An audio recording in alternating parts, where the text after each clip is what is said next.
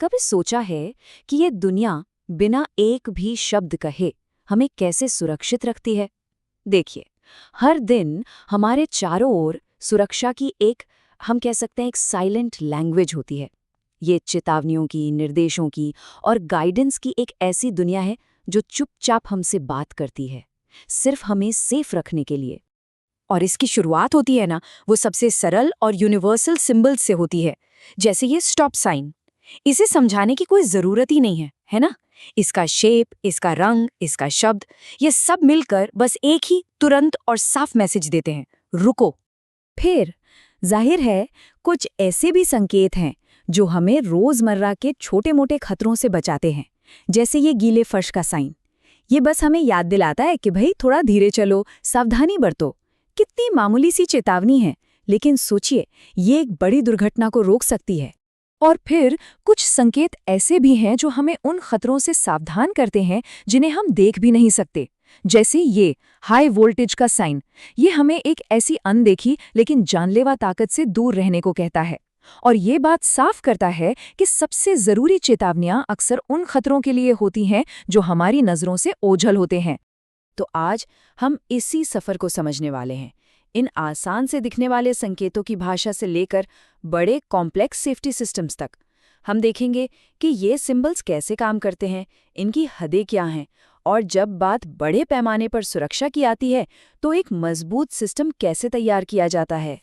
तो ठीक है, चलिए शुरू करते हैं पहले हिस्से से और पता लगाते हैं कि ये विजुअल संकेत, ये साइंस सुरक्षा की पहली परत कैसे बनाते हैं और कैसे ये जोखिम की एक यूनिवर्सल भाषा बन जाते हैं। अच्छा, एक बात साफ है, ये संकेत ऐसे ही रैंडम नहीं बना दिए जाते। हर एक का एक खास काम होता है। कुछ हमें बताते हैं कि क्या नहीं करना है, जैसे नो स्मोकिंग या नो एंट्री। कुछ दूसरे हमें खतरों के बारे में चेतावनी देते हैं, जैसे डेंजर या बायोहैजर्ड का साइन। कुछ हमें मदद का रास्ता दिखाते हैं, जैसे फर्स्ट एड का निशान। और कुछ हमें सही एक्शन लेने के लिए गाइड करते हैं, जैसे हेलमेट पहनो। तो ये सारे संकेत हमें रोजमर्रा के छोटे-मोटे जोखिमों से बचाने में तो बहुत कारगर हैं। पर सवाल ये है कि तब क्या होता है जब कोई ऐसी घटना घट जाए जिसकी हमने कल्पना भी न की हो? जब खतरा एक गीले फर्श या बिजली के तार से कहीं कहीं ज्यादा बड़ा हो। और यही सवाल हमें एक ऐसी दुखद घटना की ओर ले जाता है जिसने हमें दिखाया कि इन साधारण चेतावनियों की भी एक सीमा होती है और एक सिस्टमैटिक तैयारी की कितनी ज्यादा जरूरत है। हम बात कर रहे हैं 2001 के भुज भूकंप की। 2001 का वो विनाशकारी भुज भूकंप, उसमें 921 स्टूडेंट्स और 31 टीचर्स की जान चली गई थी। ये सिर्फ एक आंकड़ा नहीं है, ये हमें याद दिलाता है कि जब कोई आपदा आती है तो अक्सर सबसे कमज़ोर लोग ही सबसे ज़्यादा प्रभावित होते हैं, और स्कूलों जैसी जगहों का सुरक्षित होना कितना कितना ज़रूरी है। जरा इस नंबर पे गौर कीजिए, 1884 इतनी स्कूल की इमारतें उस भूकंप में ढह गईं। ये सिर्फ ईंट और गारे का नुकसान नहीं था, ये सीखने की जगहों, सुरक्षा की जगहों का विनाश था। और यही नहीं, इसके अलावा 11,761 स्कूल की बिल्डिंग्स को बड़ा या छोटा किसी न किसी तरह का नुकसान पहुंचा। मतलब इस तबाही का पैमाना बहुत बहुत बड़ा था। और इसने एक बात बिल्कुल साफ कर दी कि सिर्फ चेतावनी के साइन लगा देना काफी नहीं है, एक बहुत गहरी, एक बहुत व्यापक योजना की जरूरत है। तो इसी त्रासदी के बाद, इसी के जवाब में school disaster risk management plan जैसे एक बड़े और सिस्टमैटिक अप्रोच ने जन्म लिया। और ये सिर्फ किसी घटना के बाद रिएक्ट करने के बारे में नहीं है, ये भविष्य के लिए एक मजबूत नींव बनाने के बारे में है।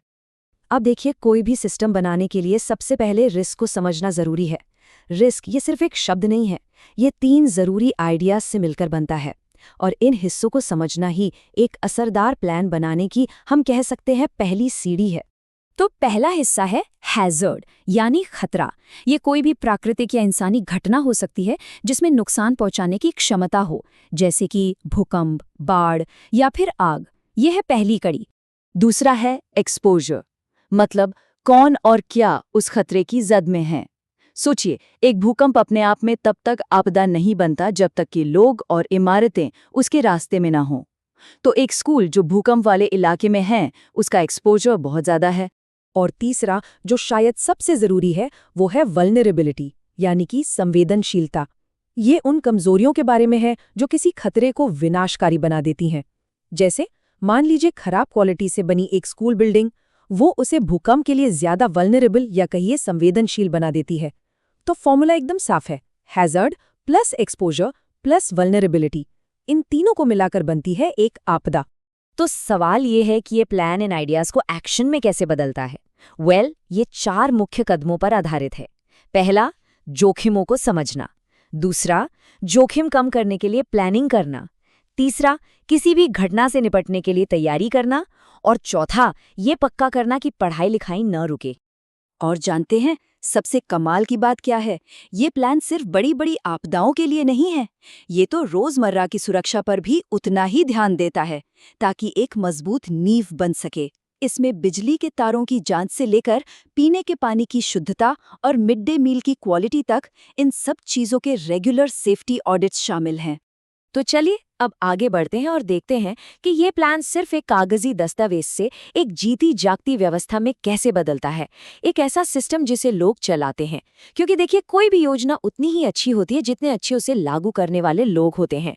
तो इस योजना को जमीनी हकीकत बनाने के लिए एक स्कूल डिजास्टर मैनेजमेंट कमेटी यानी SDMC बनाई जाती है और एक school safety focal point teacher को नियुक्त किया जाता है। यही वो लोग हैं जो स्कूल के अंदर इस पूरी सुरक्षा योजना की कमांड संभालते हैं। और ये सिस्टम क्या करता है? ये इमरजेंसी में रिस्पॉन्स देने के लिए अलग अलग टीमें बनाता है। एक टीम है जो जागरूकता फैलाती है, दूसरी टीम सुरक्षित बाहर निकालने का काम देखती है, एक फायर सेफ्टी टीम है, फर्स्ट एड टीम है, और यहाँ तक कि खोज और बचाव के लिए भी टीमें हैं। मतलब ये पक्का किया जाता है कि हर जरूरी काम के लिए एक जिम्मेदार टीम हर वक्त तैयार रहे। और देखिए, सबसे अहम बात यही है कि यह सब सिर्फ कागज पर नहीं है। इस पूरी योजना को प्रैक्टिस के जरिए परखा जाता है। भूकंप और आग जैसी घटनाओं के लिए लगातार मॉक ड्रिल्स होती हैं। ऐसा इसलिए ताकि सबको अपनी अपनी भूमिका पता हो और अगर सिस्टम में कोई कमी है तो वो समय रहते दूर हो जाए।